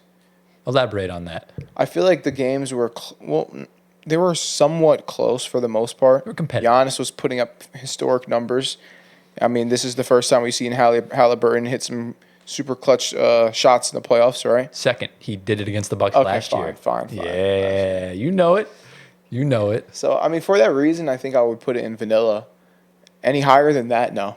I would actually say good watch. Really? Because even though it was a 5-game series, I think purely for the fact of the insane comeback, one of the games did go to overtime, and the fact that this was the only time we got to see Giannis, and he was insanely incredible. It was. Like, that was a great Giannis series. What do you think, Antoine? So you decide here where this goes. I would say it's in between, but I enjoyed watching it, so it's a good watch. It's a good watch? Okay. Yeah. You watched it, bro? Yeah, I did. Okay. That was one of the best series, I think, that went 5 games. Oh, absolutely. Just for entertainment purposes. Kind of like how the Celtics Pacers last year was a really competitive sweep. I think this was a competitive 5-game series. Yeah. So put this up in good watch. Unfortunately, Gio, you've been outvoted. So hold. Fine. But all right, Antoine, pick a West first round series. We got 2 of them left. Which one do you want to get into? I feel like Lakers Timberwolves is another one that was a stinker. But it wasn't a watch paint dry. I think it was to change the channel because it was just Minnesota all the way through. So this was another 5-game series. The Wolves blew them out in game 1. Lakers had a good punch back in game 2. Then the Wolves blew them out in game 3. They won a close game 4 only by 3 points.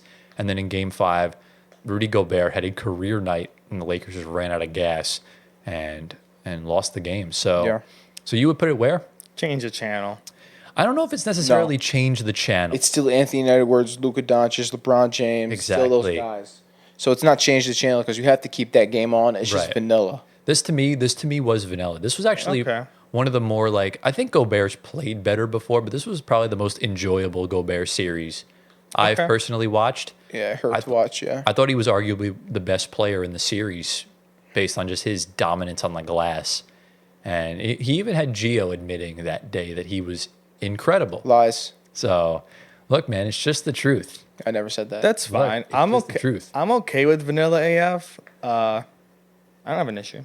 Yeah, because I feel like the games weren't as fun as Bucks Pacers. That's kind of my frame of reference with it. But kind of like what Gio was saying, you got the studs. And this was really where we saw Randall start to shine, Gio, right? It is. Mm-hmm. So we'll put this up in vanilla. So, Gio, get us into the next series. We have 2 East series left. Let's go with the Knicks. Let's go with the Knicks and the Pistons. All right, talk about this series, Gio. What were your thoughts? I mean, this was to me a big time Brunson series. I mean, the clutch player of the year, he came and performed in the clutch.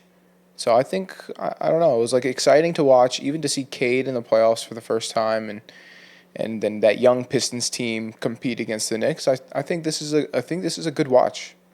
I'm in agreement with you because like I think all three of us really have that love for Cade. I know you specifically do a lot, and for me, seeing Cade finally arrive and rise, kind of like what we saw Paolo did last year, I think that just made it that much better because the Knicks struggled. And I think that made the series more fun to watch because a lot of people, I don't know if both of you thought so, but a lot of people had the Knicks winning easily. But I knew the Pistons were no slouch. And yes, I sort of said that because out of hate for the Knicks, but they came to play. Knicks 1-6, correct? Yes. Yeah. Okay, that was my prediction. So the Knicks won game 1. They pulled away late. The Pistons punched back and won game 2. The Knicks won a controversial game 3 and a game 4. And then the Pistons won game 5 and the Knicks won game 6 at the end. So Yeah. I would agree. I'd put it in good watch. As a Knicks fan, Antoine, what was your sort of breakdown on the series? What were your thoughts? Yeah, I mean, it was a good watch. Every game was fun for me to watch, regardless. He's a Knicks fan, so I think it was a lot more fun to watch than in the Indy series, to be honest with you. any series where the Knicks win, it's a good watch. Yeah, definitely. Yeah. I thought it was entertaining. It was our best series by far, I feel like Boston was kind of just a injury-prone Boston series, but they still won regardless. Understandable. Yeah. But, yeah, I'm agreeing it's a good watch. I think it beats Indy and Milwaukee easily. Now, here's where we could disagree. What would you say, Gio, was a better series between the Knicks Pistons and the Bucks and Pacers? What was a better series? What was it better? Because they're both going in good watch. Just a matter of where do we place Knicks versus Pistons. I feel like they're so even. It's so hard. But I think the Knicks Pistons. This is so hard. Tough, man. This is really hard. I think for me personally, it's dead even, if you ask me. It's dead even. But we can't place them in the same area. One has to go ahead. Well, for me, it's dead even. You can say something, and Anthony would. It's not even. But The series is way better. But here's the problem, because I think the Pacers-Bucks series was better, more in the sense of we had an overtime game, and I think the blown call or the blown no call in Game 4 robbed us of a classic Game 7. No, I mean, but regardless, it was still, I think, a better series. It was still close games every single time. Yeah. It was, yeah, but I really wanted to see Game 7 at the Garden. I think I would say Knicks Pistons slightly edges out the Bucks Pacers series. Okay, that's fair. So yeah, we're gonna put that above, right? Mm-hmm. Yeah. All right. So Knicks Pacers will go. Or I'm sorry, I keep saying Knicks Pacers. Knicks Pistons will go up into there. Yeah, Knicks Pacers is later on. So all right. So the last series in the West first round got the Rockets and the Warriors. So a little bit of a breakdown on this series. Unfortunately, we lost Jimmy Butler, I think, in like Game 2, right? Yeah. So why does Siri keep going off? But so the Warriors won Game 1, I believe, after Jimmy Butler got injured. That was when Şengün yammed it on Draymond right at the start. Mm-hmm. Rockets won Game 2. Then the Warriors won both games at home. And then the Rockets came back down from 3-1. Really gutted it out, won Game 5 and Game 6 to force a Game 7.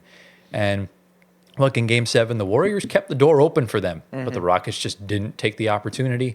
And lo and behold, the Warriors won the game by, I believe, 14, if my math is correct, to advance in 7 games. Yeah. So, Gio, you're a big Rockets guy. You're a big Ime Udoka guy, a big, at the time, Jalen Green. Your thoughts on this series? This is tough. I think it's right in between vanilla and good watch. Because even though it was a 7-game series, it didn't feel like, to me at least, the Rockets had a chance to win it. Didn't pack the punch that it needed? Yeah. Like, even though it was a 7-game series, it just didn't feel like an exciting 7-game series. I don't know why. I'll put it in good watch, though, because it still was 7 games. So I would say right below the Bucks Pacers, I would say. Okay, that's fair. What do you think? What are your thoughts, Antoine? So you put it at the bottom of good watch. Yeah. He doesn't seem to agree. No. What do you say? It's in the middle. In vanilla? No, in the middle of good watch with Milwaukee. So you think it goes in good watch? Yeah, it's in the middle. Okay. It's not worse than that, no. Okay. I don't think that. Yeah, I don't know. For a 7-game series, this really wasn't it for me. We had some like solo good moments. Right.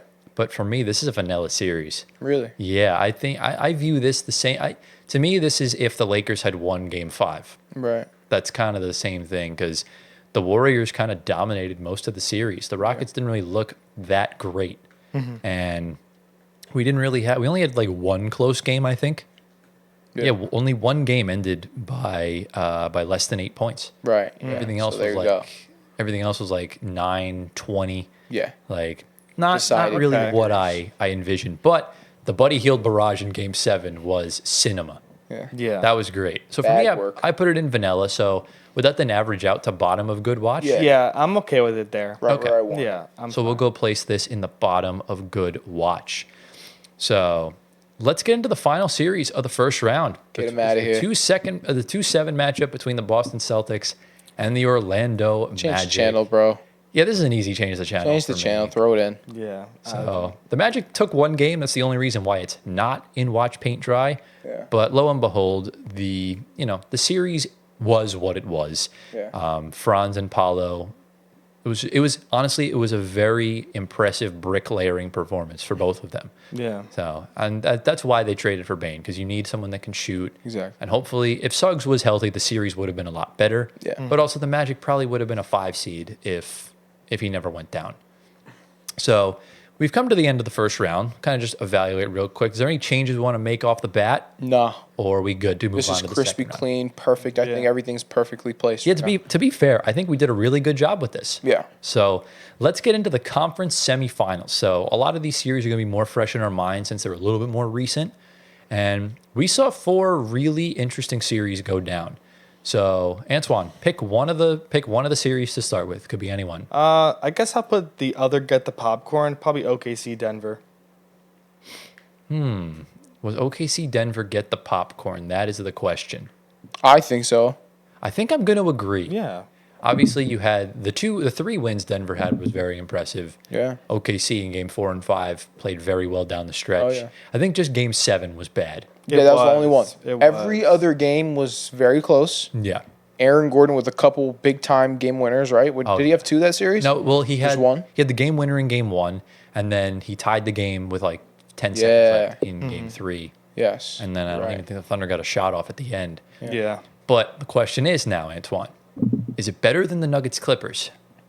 Oh, That's the question. this is the hard part. This is tough. I think so. Yeah, I'm okay with Because that. both game 7s were blowouts, right? They were terrible. But every other game Yeah. before that, this It's is tough. tough. I think the adrenaline of OKC getting eliminated by Denver puts it ahead of the Clippers one. Yeah, don't because know. it is a second round, so there's more And I don't know it was why. OKC Competitive juices yeah, on the OKC line. Like, falling, and then Game 7 was a blowout, but them falling to like Game 6, yeah. I think the adrenaline was popping Game 7, but obviously we knew what happened Game 7. I'm going to disagree here Yeah? because I think like Nuggets Clippers was just, it felt like a boxing match. Yeah, it did. There were just haymakers being thrown left and right. I thought that, yeah, the Nuggets played well, but I never really thought they were outplaying the Thunder at the latter part of the series. And it's tough. I don't know, because the Thunder just respond so well from losses. Yeah, they do, actually. I don't know, man. I think just for the simple fact that the Thunder are that good of a team and Denver took them to 7 games, that's why. They made it a kind of series. why it edges out, it edges out the Clippers Nuggets series. Look, I don't hate that. If you guys want to put that up Yeah, there, I think so. Yeah. I will agree. Yeah. So, yeah, we'll put Nuggets, Thunder all the way up at the top. But shout out to the Nuggets, man. Yeah. Both their series in S tier, even though they fell short, they provided some great entertaining hoops along the way. Russell Westbrook, that's what he does. Shout out. Box office. Shout out Broski Doodle. So, Gio, we have 2 East series. Pick Yeah. one. Let's go with Cavs Pacers. This was a very interesting series as well. So the Pacers really kind of came out of the gun straight and took game 1. It wasn't really close. Obviously, in game 2, the game that the Cavs responded, it was one of the best punchbacks I've ever seen, and it all fell apart in the final minutes. I remember we were here when the game happened, and we left when Strus hit that 3 and had that massive yell, and I just see Anthony flooding the chat as I'm like halfway home saying, Hallie, no way. And they somehow won that game. Wow. And then Cleveland won game 3, and then Indy won game 4. and won Game 5. So, Antoine, Change what was the your freaking thoughts on channel. this series? I thought not changing the channel. No, definitely not. I'm changing the channel. I think it's vanilla AF. Okay, fair. I would probably put it. This is a tough one to place. I think the injuries kind of ruined it for Cleveland, so I'll put it below Lakers and Minnesota. I mean, LeBron and Luka were hurt too when they played. I understand that, but they were still playing though. That's fair. I think the series was better than the Minnesota Lakers. you think it's in vanilla? I think it's in vanilla. It's in vanilla. Because the only reason why it's not in Change the Channel is purely like that Game 2 comeback, its back is hurting from carrying that series. Listen, bro.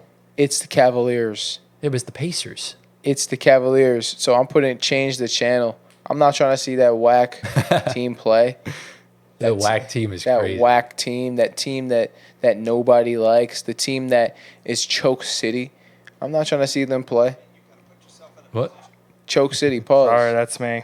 Is he What are you doom on your scrolling phone? again? He's No, literally I- doom scrolling during our segment. Bro, that's the second time this month. I was closing out my apps and the video was open in the app. Dude is doom scrolling. Go ahead, Gio. I hate to break it to you, Gio. You're in the minority. A lot of people like the Cavs. Yeah, I don't like the Cavs. But no, They- it's fine. they You guys can literally- put in vanilla. It's They're fine. literally one of two teams to beat your least favorite team, the Golden State Warriors, in the finals. Why do you hate them? No. I liked the Cavs then. This is a completely different team. What's wrong with D. Mitch? What's wrong with Garland? What's wrong with They're Mobley? just frauds, bro. Oh, what? They're just frauds. They're not. Even Cavs fans know that. They like the only reason why I picked Indiana because I thought they were the better team. They had the second best record in the NBA since January 1st. I think we all picked Indiana to win. He picked Cleveland. Oh, you did? Of Yeah. course you did. Did I? Yeah, you did. Because you're a fraud yourself. But Stop doom scrolling. but You're- I know if you picked anyone else, if it was anyone else against Indiana, you would have picked them. Yeah. So we know that. But Yeah. since you're putting in Change the Channel, I put it in high vanilla. He puts it in low vanilla. Does that mean it goes below the It Lakers? goes low Wolves? vanilla, yeah. Okay. So we'll put that in low vanilla. Yes. Antoine, Anthony pick. pick a. We only have one. We only have one West series left. So we'll just get into it. The Timberwolves and the Warriors. So unfortunately, this was the series where Steph Curry went down in Game 1 with a strained hammy, and I don't think he came back. Right? I think he missed the entirety of the series. He was supposed to come back in Game 6, but it never got there. And look, man, we'll just kind of give us a little bit of a breakdown here. The Warriors somehow took Game 1 without Wardell in the lineup for the second half. Then the Timberwolves just kind of put the belt to ass in the rest of the series. Randall and Gobert shined. Ant was pretty good as well. Just didn't have as good of an Ant series. So, Yeah. Gio, your thoughts on this? Your least favorite player against your least favorite team? Yeah.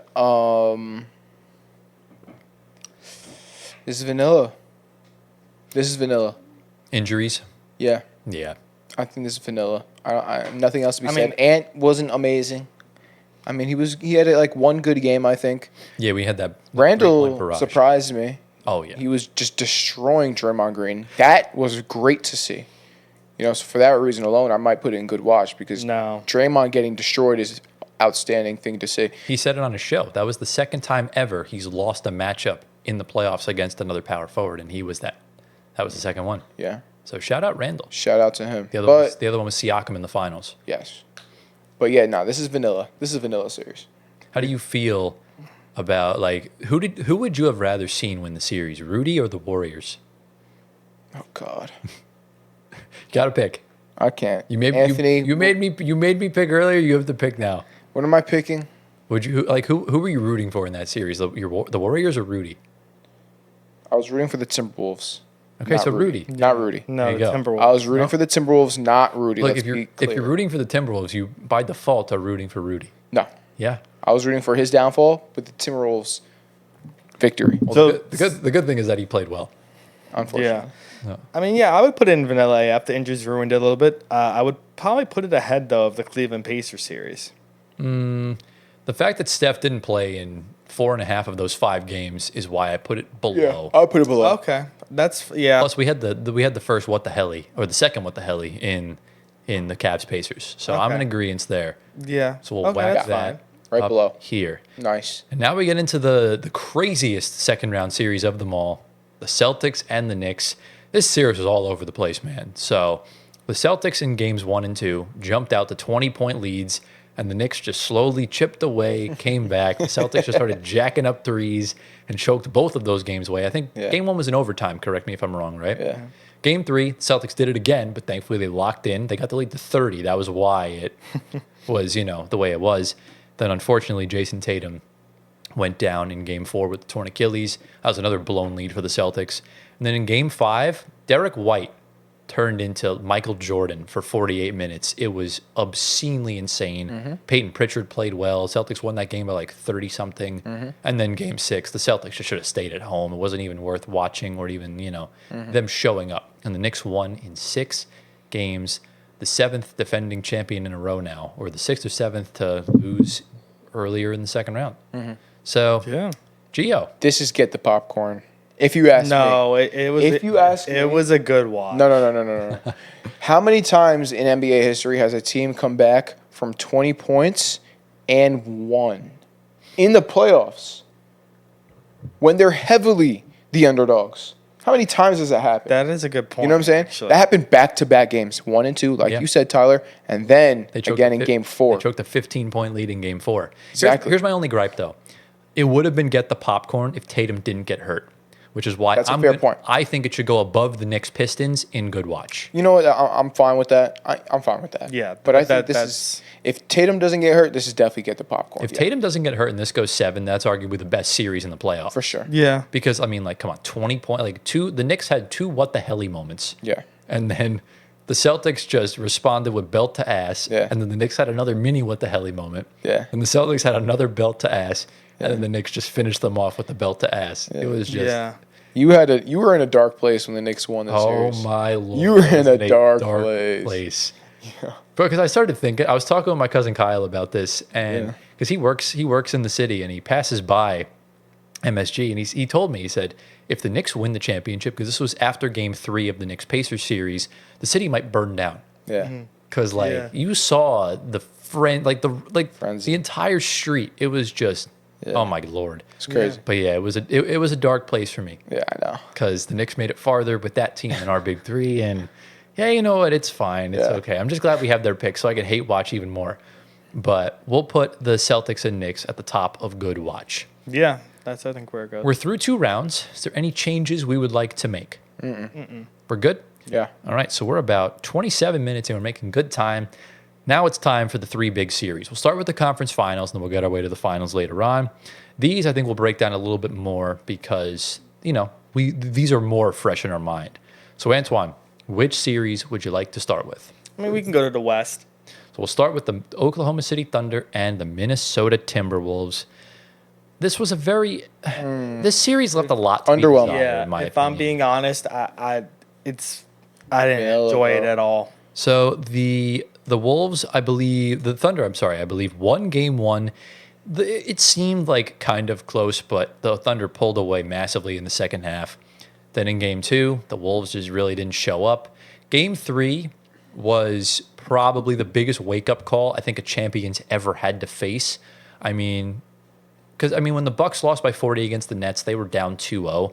But the Thunder were up 2-0 and they lost by 40-something.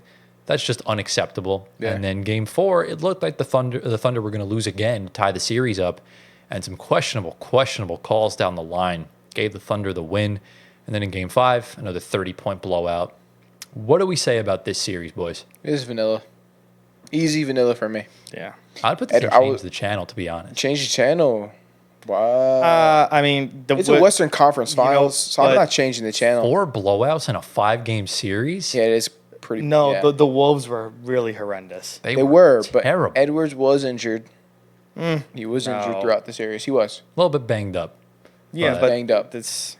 I mean, I didn't. it's still Western Watch. Conference Finals, so it's vanilla. No, can't be changed just channel. because it's conference finals doesn't mean it's vanilla. Exactly, yeah. This doesn't mean. Because last year's finals weren't great. I didn't really watch much of the series because I knew Minnesota was gonna really come back. So I definitely changed the channel for So sure. you Yeah. literally changed the channel. Okay. So But the problem is, though, it's like it shouldn't be in the same tier as Celtics Magic. yeah, so That's I'm why saying. I think it should It's maybe bottom go vanilla. in the bottom of vanilla. Yeah. That's fine. Okay, fair. Yeah, I think if the other series wasn't there, it would have for sure gone and changed the channel. But I think we'll put that up there. Yeah. Although maybe, I mean, we could potentially move the Celtics Magic down to watch paint dry.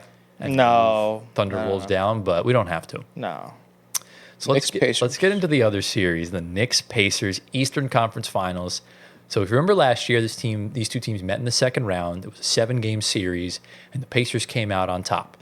And the Knicks had a lot of injuries, and a lot of people, including the two people across from me, were saying that if the Knicks were healthy, the Knicks win that series. I still firmly believe that they wouldn't, but you know what? That's the part of what ifs. We'll never know. So they meet in the first round this year. We talked about game 1 in the Shower Thoughts segment. My Lord, what a game. The Knicks were up by 15 with like a minute left. Aaron Nesmith goes off, and then Hallie hits the rim, goes up towards the sky, falls back down and in.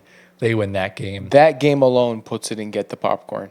If you ask me. Oh, bro, that game was arguably the game of the year. Yeah. Top 3 game of the season. Yeah. Top 3 game of the decade. Yeah. Then Siakam puts on an all-time performance in game 2. The Pacers go up 2-0 at the Garden. And then Knicks win game 3 in Indy. Halliburton drops a triple-double in game 4. Mm-hmm. And the Knicks come back, put the belt to booty in game 5. Mm-hmm. And then the Knicks just completely ran out of gas. And the Pacers pulled away in the second half in game 6 and advanced to their first NBA Finals in 25 years. Gio, you said get the popcorn. Are we all in agreement with this? I think we are. So bottom. Yeah. Definitely goes and get the popcorn, but where? At the bottom. I said bottom. I don't think it goes above those two right there. I mean, I would split it. It definitely is not as good as the Thunder Nuggets. Nope. I would split it. Or Clippers and Nuggets. Neither. It's tough. Neither, bro. It went to 6 games. No way. 6 games. I mean, think about it. Game 1 was a thriller. Game 2 was not close. Game 3 was not close. Game 4 was not really that close either. And neither were Game 5 and Game 6. Well, there you go. Yeah, but it was entertaining. It was, yeah. It's entertaining, yes, but it's just get the popcorn at the bottom. Okay. For me, like... That's fine. Because for me, the Clippers, the only problem I had with them was not showing up in Game 7. Yeah. In pretty much all 6 games, Brunson and Cat were no-shows in the 4th. Yeah. So I think for that reason alone, I'll put them at the bottom. I'll agree with you. I'll put them at the bottom. Yeah, I'm okay with that. All right, to the bottom they go. Boys, we have reached the final series, the 2025 NBA Finals between the Oklahoma City Thunder and the Indiana Pacers. Crazy how I predicted half of this a year ago of happening. So let's break it down. Obviously, the Thunder in their first NBA Finals since 2012, and as I mentioned previously, the Pacers in their first since 2000. Thunder dominated Game 1, and then they just couldn't pull away past 15, and the Pacers kept chipping away, and when lo and behold, Nembhard ties the game, and what the hell happens for the 4th time this playoffs, all 4 rounds. Halliburton's come up with a game winner, one of the best finals games we've seen in quite a long time. So Pacers win Game 1. Thunder put the belt to booty in Game 2. And the Pacers put the belt to booty in Game 3. And then Game 4 happens, and this series takes a complete and total nosedive. Games 4 and 5 were 2 of the worst officiated games I think I've ever watched. Specifically 4. In my life. Yeah. Specifically 4. Yeah. And look, there's long-term consequences now, because if they don't extend the series, Halliburton doesn't get injured. And that's really what irks me, because it has nothing to do about the series. He can't play next season now. But we'll talk about that another time. And then Game 6, the Pacers locked in, was incredible, belt to booty. And then Game 7 looked like it was going to be an all-time classic.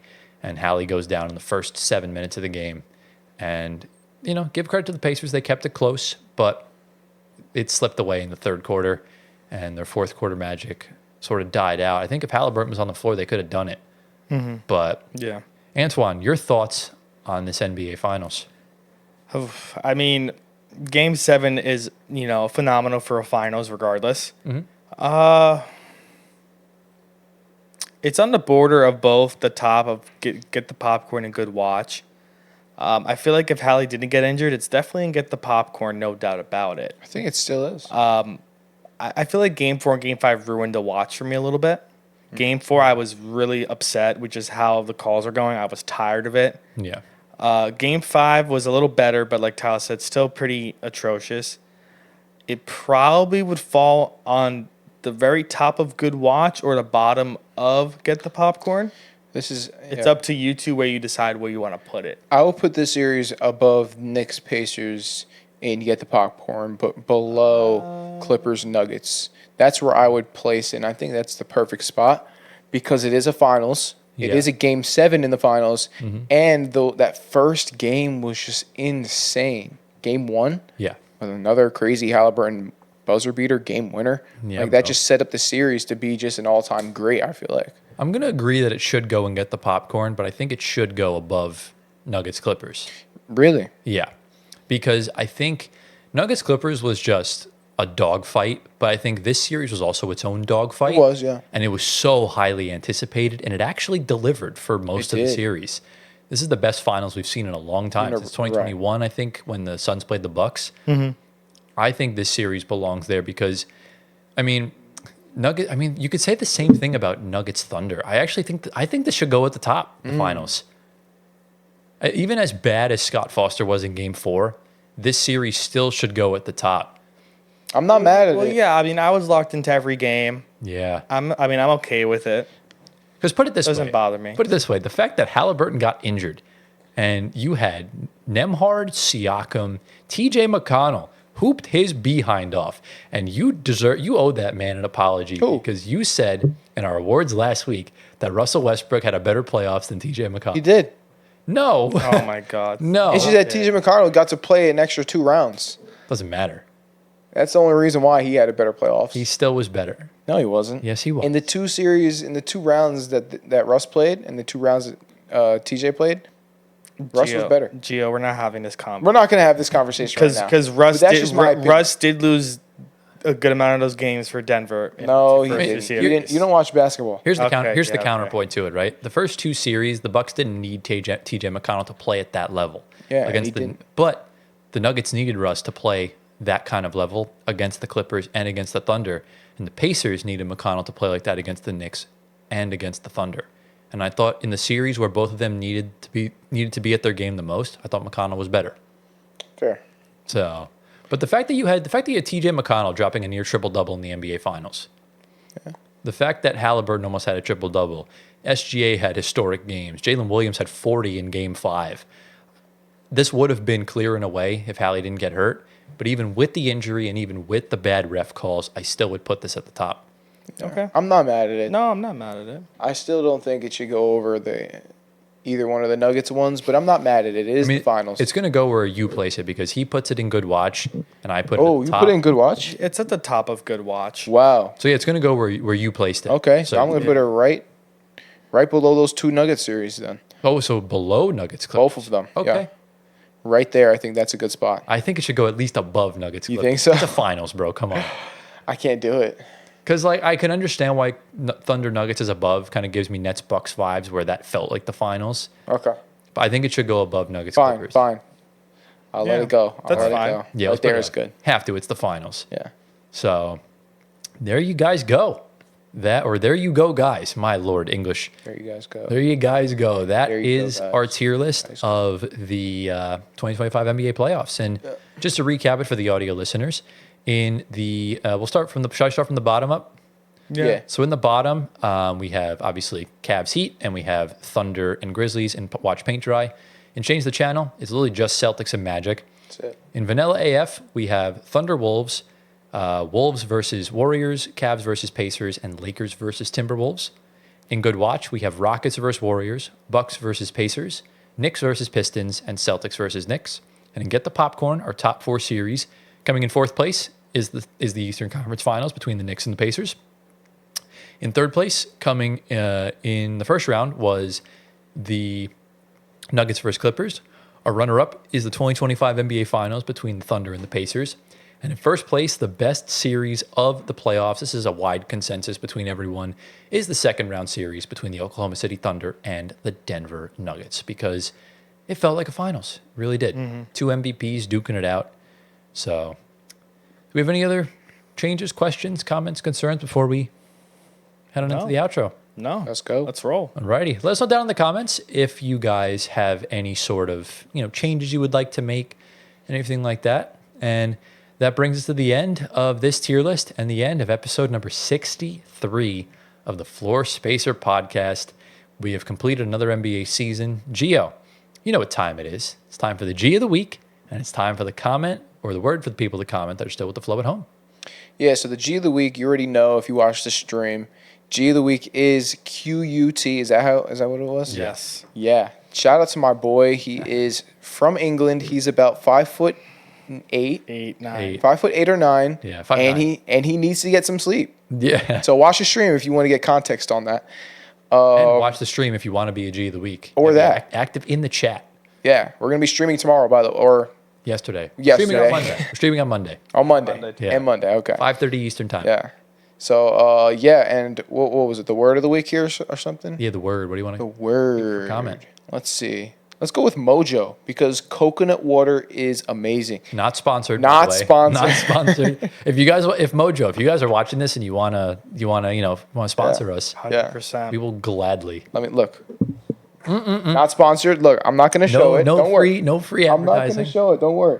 But in one can, it has 480 grams of potassium. That's you know insane. how good that is for you. It's amazing. Very good for the ball day. Yes. So yeah, Mojo. So yeah, G of the week. Shout out QUT and shout out. Comment the word Mojo if you're still with the flow. So yeah, guys, that essentially wraps up. Does that wrap up June or is there? I think that wraps up June episode. So yeah, another month of the pod done. We enter in month number 16 next week, which is crazy enough as it sounds. We have a bunch of off-season content ideas and plans. Obviously, we're now in draft/free agency mode. If you guys do want to check out everything draft related, check out our stream link down below in the description. And for free agency, we'll be live on Monday at 5:30 p.m. Eastern time to break down everything. We'll be live for several hours. So come hang out with us. We may have some guests on and everything of that nature. And we'll keep tabs with everything. We have a bunch of ideas planned. So if you guys did enjoy today's video, be sure to drop a like, subscribe to the channel, hit the bell, get us to 7K by September 1st? Yeah. By the beginning of September. Only you guys can get us there. And when we hit 10K, we have a bunch of stuff planned for y'all. So you guys got to get us there. So if you're on Spotify audio platforms, give us 5 stars, answer the polls, leave a review. Follow us on our socials at FloorSpacerPod on YouTube, Instagram, Twitter, TikTok, all that good stuff. Get Gio to 1 million Instagram followers. Our personal socials are down here. Do we have anything else to sort of say, guys, before we head on out of here for the week? All righty. Well, it. we hope you all enjoyed. Thank you all for watching. We love you all endlessly. Thank you again for 6K subs and 6 mil views. We still don't like Nico Harrison. I like him. Gio likes Nico Harrison. And we'll see you all next week in episode 64. Peace out.